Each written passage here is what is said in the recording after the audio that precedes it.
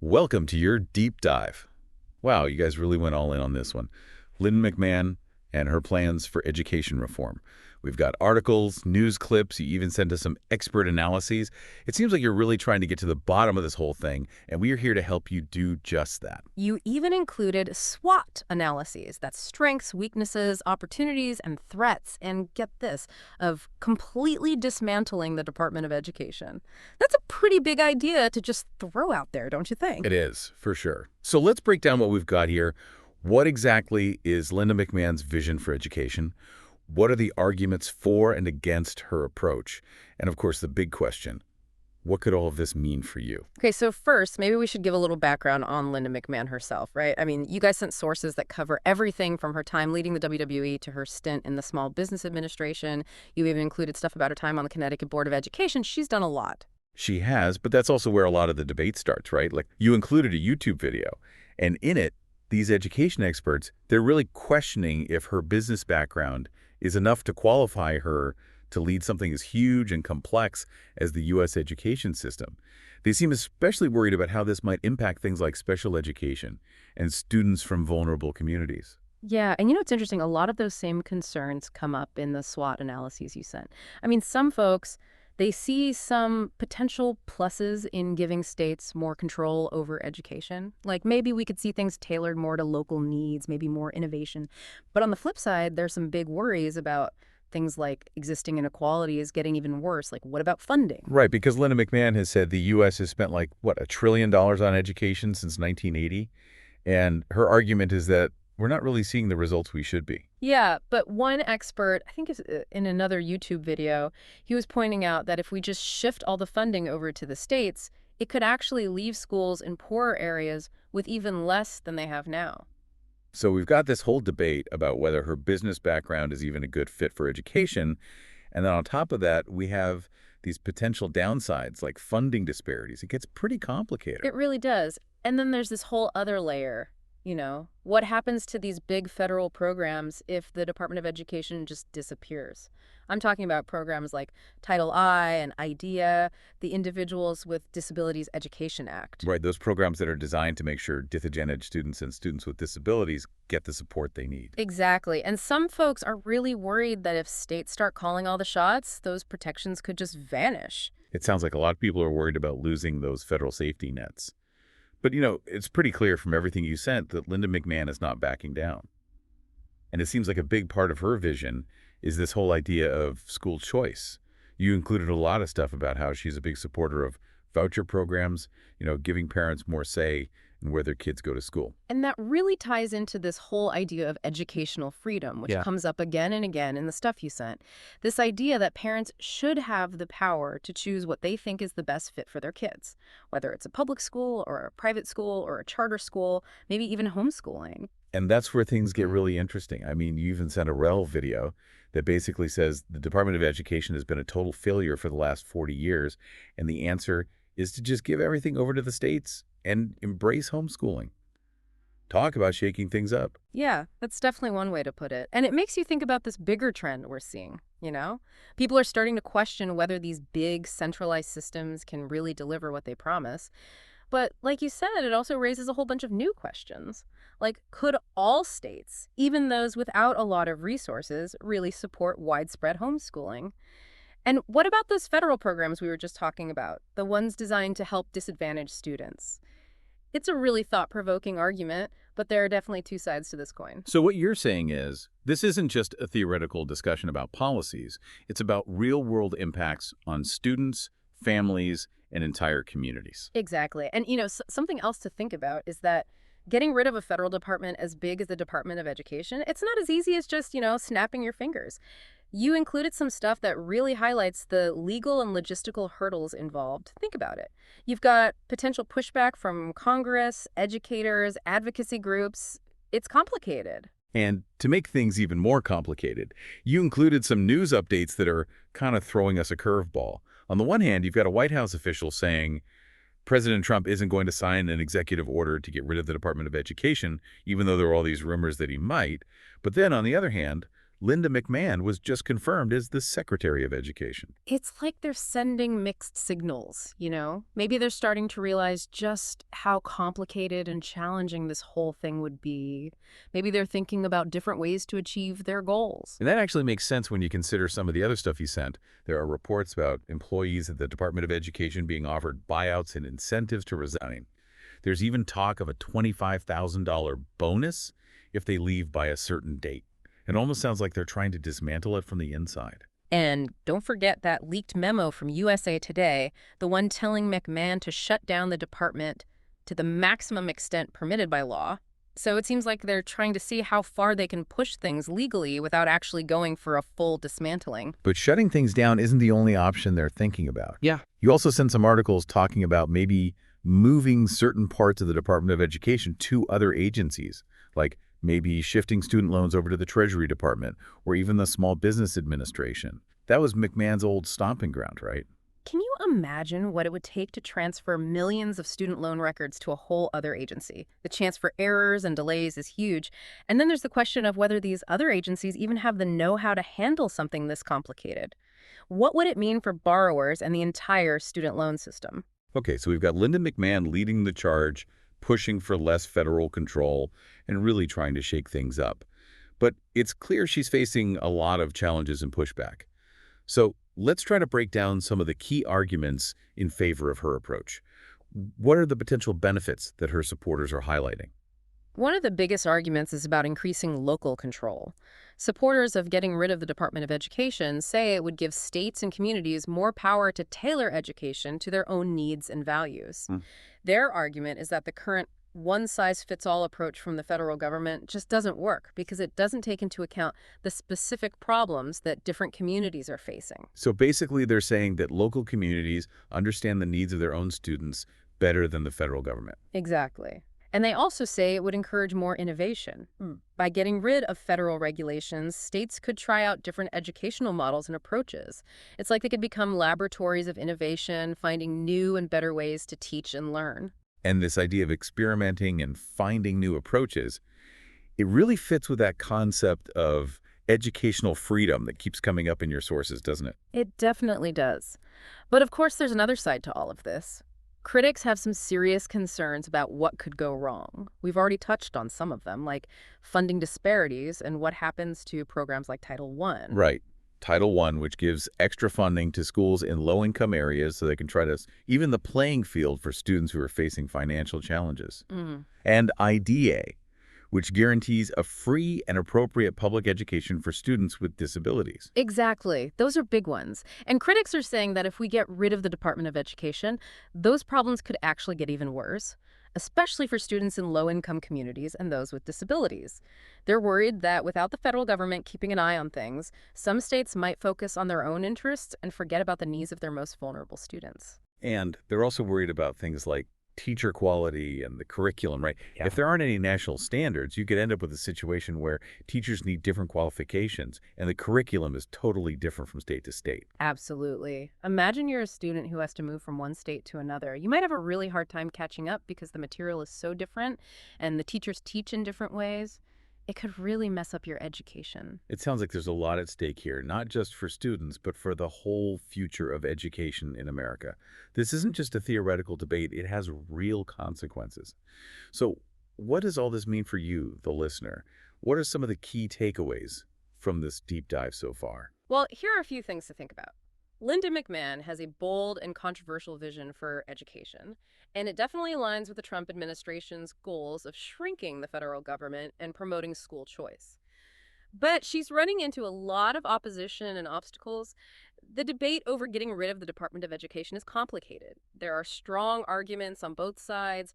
We have to weigh the potential benefits of local control and innovation against the concerns about fairness and making sure things are consistent across the board. And finally, the future of education in America is at a crossroads.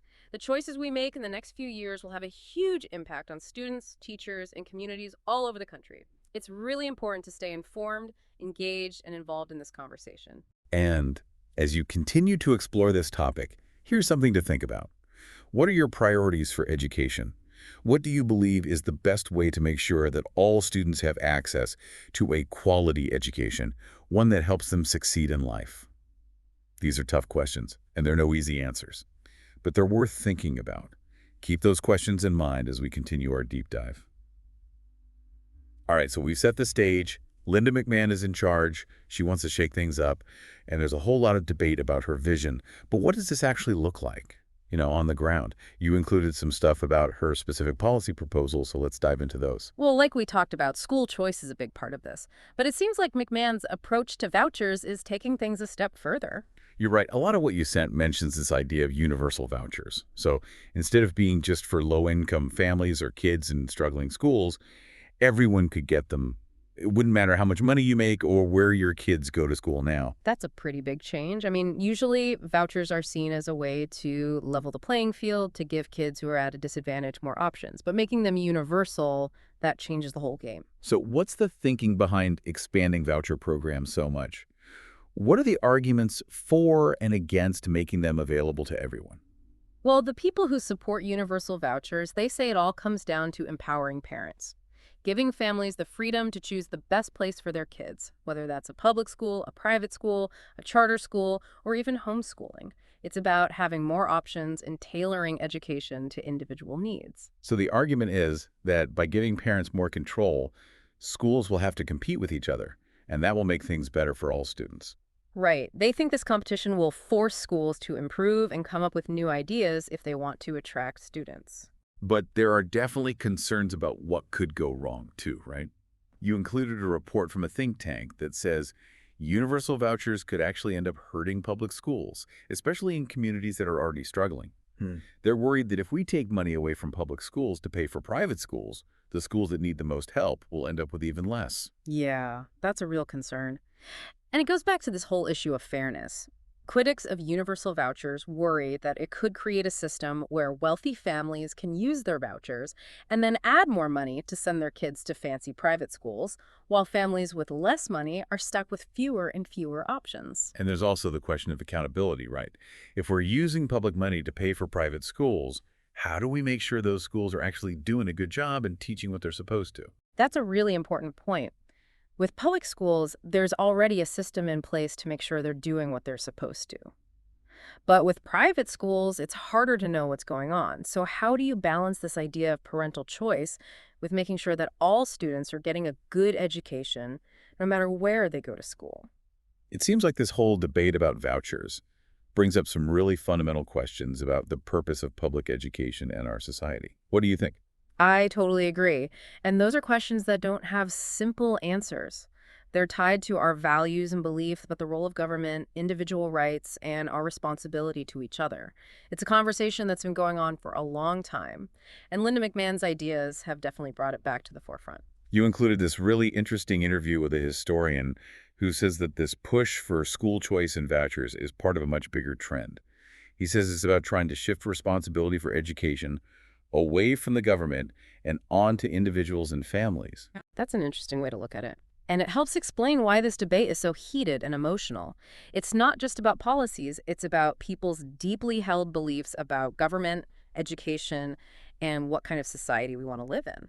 We've talked a lot about vouchers, but McMahon's vision isn't just about that, right? School choice is a big part of it. But she also seems to be interested in promoting alternative education models, like homeschooling. I mean, you even sent a Rumble video that basically says homeschooling is the answer to all of education's problems. I don't know if I'm ready to turn my living room into a classroom, but it's definitely an interesting idea. It is, and it shows how many people are unhappy with the way things are in the traditional education system. For some people, homeschooling represents this idea of having total control over what their kids are learning, free from all the rules and regulations of the government. But wouldn't focusing mostly on homeschooling and state control make it harder to make sure that every student gets a quality education? We've already talked about how there could be big differences between states.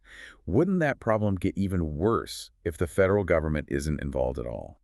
That's a really important question, and it's something that people who support homeschooling need to think about. Can we really make sure that all students, no matter where they live or what their background is, will have the resources and support they need to succeed with homeschooling? And how do we make sure that homeschooling doesn't just become a way for some families to isolate themselves and keep their kids from learning about different perspectives and ideas? It seems like there are some serious potential downsides, especially for kids from disadvantaged backgrounds. And it makes me think back to that YouTube video with the educators who were worried about what McMahon's policies would mean for vulnerable students. They were especially concerned about students with disabilities losing federal protections. Yeah, those concerns make sense. We fought really hard over the years to make sure students with disabilities have the same opportunities in education as everyone else. Yeah. And the worry is that a system without strong federal oversight could mean losing those protections. It's a good reminder that even though innovation and local control can be good things in education, we also have to be careful about what could happen to the students who are most vulnerable. Exactly. It's about finding the right balance. How do we create a system that lets states and communities come up with new ideas and tailor education to their needs, while also making sure that all students have the same opportunities? That's a big question. And it sounds like finding that balance is going to be a major challenge as we move forward. So we've got Linda McMahon's vision, this push for school choice, the potential consequences of getting rid of the Department of Education, and the rise of alternative models like homeschooling. It's a lot to take in. It is, and we have to remember that this isn't just some theoretical debate. These issues have a very real impact on students, families, and communities all over the country. You included some really powerful stories in the materials you sent. There's an interview with a teacher in a rural community who's afraid that losing federal funding would be a disaster for her students. And then there's a mom who homeschools her child with special needs. She talks about how challenging it is, but also how rewarding. These stories really remind us that there are real people involved in this debate. Absolutely. They show that education isn't just about numbers and policies. It's about people, relationships, and creating a system that helps all students reach their full potential. Okay, so we've looked at the different arguments for and against McMahon's approach, talked about the potential consequences of dismantling the Department of Education, and emphasized how important it is to think about the needs of all students. But before we move on, let's talk about how all of this would actually work. How would these changes be put into place, and how long would it take? That's a tough question. Like we said before, getting rid of a whole federal department like the Department of Education is a huge job. You included an analysis by a law professor that lays out all the legal and logistical obstacles. It wouldn't happen overnight. And even if they don't completely get rid of the department, just downsizing it and moving some of its functions to other agencies would still be a massive project, right? For sure. It would take careful planning, a lot of coordination, and a clear understanding of how it would affect different programs and people involved. You know, you included a report from the Government Accountability Office that expresses concern about how much disruption and inefficiency there could be if these changes aren't handled carefully. And that report also points out that we need to think about the people who work for the Department of Education. What happens to those thousands of employees? Where do they go? What about their jobs? These are all really important questions. And then there's the question of funding. How would all of this change the way education is funded, both at the federal level and at the state level? People who support decentralization say that giving the money to the states would give them more flexibility to spend it where it's needed most. But critics worry that it could lead to even bigger differences between states, with richer states being able to spend more on education, while poorer states fall further behind. We've seen that happen in other areas, like healthcare, and it's a valid concern. It is, and it highlights how important it is to make sure that any changes to funding are fair and don't make existing inequalities worse. One of the sources you sent, a report from an education policy center, suggests giving states federal block grants, but with specific rules and accountability measures to make sure the money is used effectively and fairly. That sounds like it could be a way to address those concerns about fairness. But, of course, it's never easy when it comes to education funding. Definitely not. There are always a lot of different interests and opinions that have to be taken into account. Okay, so we've identified some of the big logistical and financial challenges that come with making these changes. But what about the political side of things? What are some of the things that could affect whether these reforms succeed or fail? Well, first off, Linda McMahon is going to need to convince Congress. She'll have to work with lawmakers to pass legislation that puts her vision into action. And considering how divided Congress is on education issues, that can be really tough. You included a news analysis that predicts a big fight in Congress over these proposals. So it sounds like there are going to be a lot of difficult negotiations. And what about the states? They're the ones who will be putting these changes into practice, so how willing they are to cooperate and whether they can handle these new responsibilities will be really important. Absolutely. You included a really interesting report that looks at how different states have reacted to past efforts to decentralize education. Some states have been excited about the chance to try new things and experiment, while others have had a hard time adapting. It shows how important it is to understand the specific political and educational situation in each state. And we can't forget about the public. What people think and how involved parents, educators, and community members are will also have a big impact on how these reforms turn out. That's true. In the end, whether these reforms succeed will depend on whether they have the support of the people who will be most affected by them. It seems like there's a lot of uncertainty about how this will all play out. Definitely. But one thing is for sure, education is a crucial issue that we all need to pay attention to and be involved in. The decisions that are made in the next few years will have a huge impact on millions of students and the future of our country. So, as we wrap up part 2 of our deep dive, let's zoom out and look at the big picture. We've really gotten into the details of Lynn McMahon's plan, the good and the bad, and all the practical stuff that comes with making big changes like this. But, you also sent some sources that go beyond the policies themselves and look at the bigger picture of how we think about education in America. What are some of the societal trends that are playing a role here? It's interesting how education has become this battleground for these huge cultural and philosophical questions that we're all wrestling with as a society. One thing that really stands out from the articles you sent is just how divided everything is these days, and education is right in the middle of it. You're so right. It seems like almost everything about education is becoming political. What we teach, how schools get their money, it's also polarized. It makes it really hard to have a real conversation and find some common ground. Exactly. And that tension we were talking about before between individual rights and our responsibility to each other, it's playing out in the education debate too. You have this big focus on parents' rights and school choice, but then you also have this concern about equity and making sure all students have a fair shot no matter where they come from or where they live. And it's like we're trying to figure out how to balance freedom with fairness, and that's not easy. And then you add in how fast technology is changing everything, the way we work, the way we learn. It's a whole other layer. Absolutely. A lot of the reports and articles you sent talk about how important it is to have skills like critical thinking, problem solving, and being able to adapt. Those are the skills that are in demand in today's job market. It's not just about memorizing facts anymore. So how do we prepare students for jobs that might not even exist yet? And how do we make sure everyone has a chance to be a part of it and succeed? It feels like the old ways of doing things are being challenged, but we don't always know what should replace them. It's definitely a time of change and uncertainty. One of the think pieces you sent argued that Linda McMahon's vision, with its emphasis on decentralization and school choice, might actually speed up this shift towards more personalized learning and more use of technology. So instead of having this one-size-fits-all approach, Yeah. we might see a lot more variety in education, with students having more options to customize their learning based on their own interests and what they need. Right. Think about things like online learning, blended learning that combines online and in-person instruction, even more individualized learning plans within regular schools. And this could lead to more collaboration between schools, businesses, and community groups as they work together to create learning experiences that are more relevant and engaging for students. That sounds like it could be a really good thing for innovation. But of course, with any big change, there are always risks. That's right. One of the reports you shared talked about the digital divide, making sure that all students have access to the technology and resources they need to participate in these new ways of learning. And there's also the question of what happens to teachers. How do we make sure teachers have the training and support to be effective in these more personalized and technology-driven learning environments? It sounds like there's still a lot to work out. But one thing is clear. The conversation about education isn't just about what happens in the classroom anymore. It's about getting students ready for a world that's changing all the time. And that means we have to rethink how we teach, how we learn, and what it even means to be educated. Definitely. And it means we have to have these tough conversations, listen to different points of view, and work together to create a system that benefits all students and prepares them for the future. So, to wrap things up, we've covered a lot of ground in this deep dive.